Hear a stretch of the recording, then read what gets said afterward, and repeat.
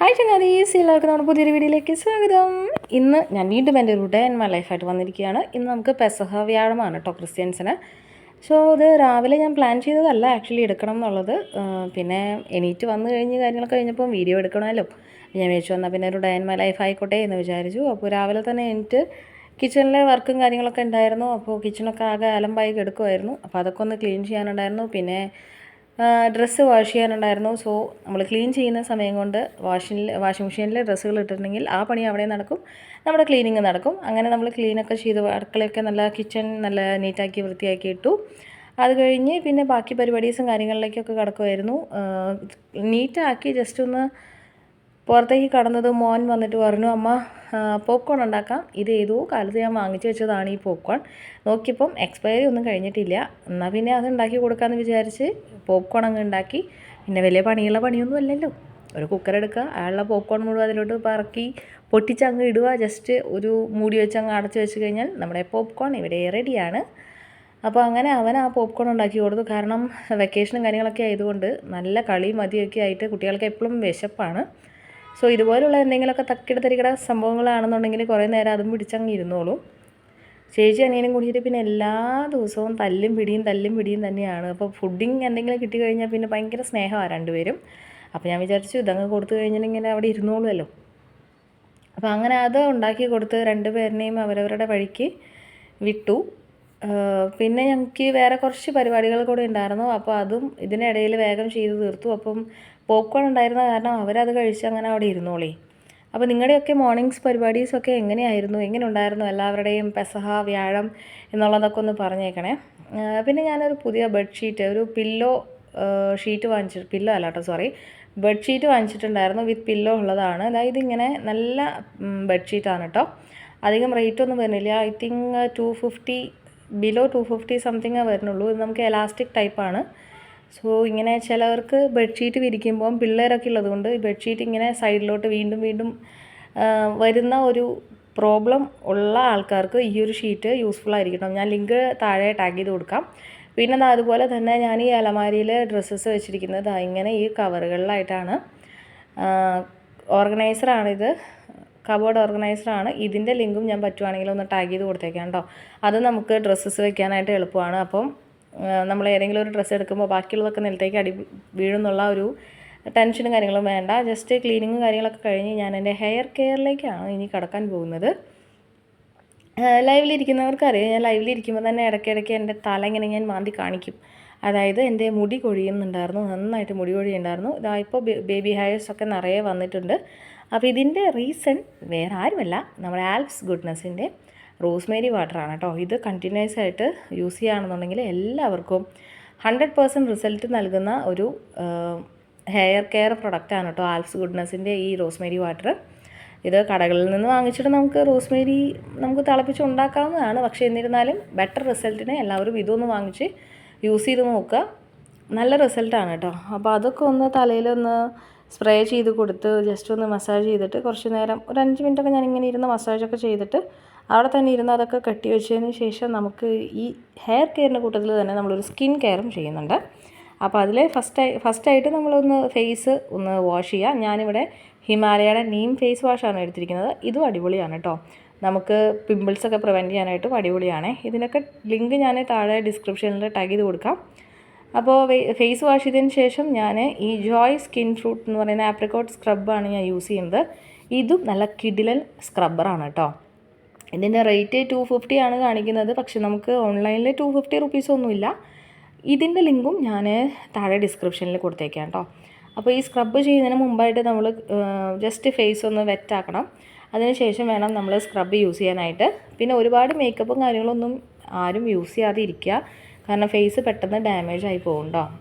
Use ചെയ്യേണ്ട നിങ്ങൾക്ക് പ്രൊഫഷണൽസൊക്കെ ആണെന്നുണ്ടെങ്കിൽ യൂസ് ചെയ്യാതിരിക്കാൻ പറ്റില്ല എന്നറിയാം. എന്നിരുന്നാലും അധികം യൂസ് ആക്കാതിരുന്നാൽ നന്നായിരിക്കും. പിന്നെ വീക്കിലി വൺസെങ്കിലും ഇതുപോലെ സ്ക്രബൊക്കെ ചെയ്യാൻ ശ്രദ്ധിക്കുക കേട്ടോ. യൂസ് ചെയ്യുകയാണെങ്കിൽ തന്നെ ഇങ്ങനെ സ്ക്രബ് ചെയ്യാനൊക്കെ ഉള്ളതൊക്കെ ഒന്ന് ശ്രദ്ധിക്കുക. ജസ്റ്റ് ഒന്ന് ഞാൻ എടുത്ത ഒരു എമൗണ്ട് കണ്ടല്ലോ, എൻ്റെ ഫേസിലേക്ക് അത്രയേ വേണ്ടൂ. പിന്നെ ഫേസിൽ നമ്മൾ എന്ത് കാര്യം ചെയ്യുമ്പോഴും നമ്മൾ നെക്കിലും കൂടെ ചെയ്യാനായിട്ട് ശ്രദ്ധിക്കുക. ജസ്റ്റ് അത്രയും ഒരു ക്രീം ആ ബേസ് സ്ക്രബ് എടുത്തിട്ട് നന്നായിട്ട് ഈ മൂക്കിൻ്റെ സൈഡിലും അതുപോലെ ചിന്നിൻ്റെ സൈഡിലൊക്കെ ആയിട്ട് നന്നായിട്ട് സ്ക്രബ് ചെയ്ത് കൊടുക്കുക. അതിനുശേഷം നന്നായി സ്ക്രബ് ചെയ്തതിന് ശേഷം നമ്മളൊരു 5 to 10 മിനിറ്റ്സ് ഈ സ്ക്രബ് ചെയ്തത് തന്നെ ജസ്റ്റ് ഒരു 10 മിനിറ്റ്സ് അല്ലെങ്കിൽ ഒരു 5 മിനിറ്റ്സ് മിനിമം വെച്ചതിന് ശേഷം വാഷ് ഔട്ട് ചെയ്ത് കളയുക. അതിനുശേഷം നമുക്കൊരു ഫേസ് പാക്ക് എടുക്കാം.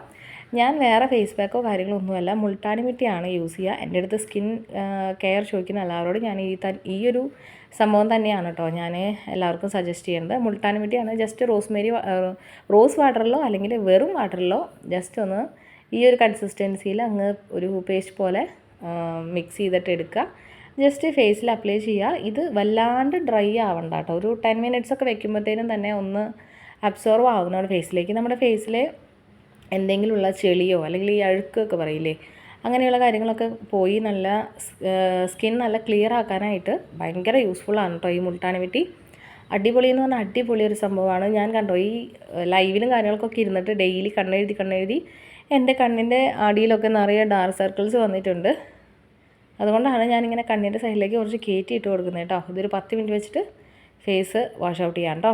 പിന്നെ അത് കഴിഞ്ഞിട്ട് പിന്നെ കുറച്ച് നേരം പിള്ളേരുടെ ഹെയർ കെയറും സ്കിൻ കെയറും കാര്യങ്ങളൊക്കെ ആയിരുന്നു. അപ്പോൾ ഞാൻ മുമ്പത്തെ വീഡിയോസിലൊക്കെ നിങ്ങൾക്ക് കാണുന്നവരാണ്, സ്ഥിരം കാണുന്നവരാണെങ്കിൽ അറിയാം, അപ്പുടുവിൻ്റെ ഹെയർ കട്ട് ചെയ്യുന്നത് ഞാൻ തന്നെയാണ്. വളരെ റയറായിട്ട് മാത്രമേ അവനെ പുറത്ത് കൊണ്ടുപോയിട്ട് നമ്മൾ പാർലറിലൊക്കെ കൊണ്ടുപോയിട്ട് ഹെയർ കട്ട് ചെയ്യിക്കാറുള്ളൂ. അല്ലാത്തപ്പോൾ ഞാൻ തന്നെയാണ് അവൻ്റെ ഒഫീഷ്യൽ ഹെയർ കട്ടർ, ഞാൻ തന്നെയാണ്. അപ്പോൾ ആൾ വലിയ കുഴപ്പമില്ലാണ്ടൊക്കെ കുറച്ച് നേരമൊക്കെ ഇരിക്കും. പിന്നെ ഞാൻ ഭയങ്കര പ്രൊഫഷണൽ ആയതുകൊണ്ട് ഇടയ്ക്ക് നിലയ്ക്കൊക്കെ മുഖത്തേക്കൊക്കെ വരും. അപ്പം ചിലപ്പോൾ അലമ്പുണ്ടാക്കും കേട്ടോ.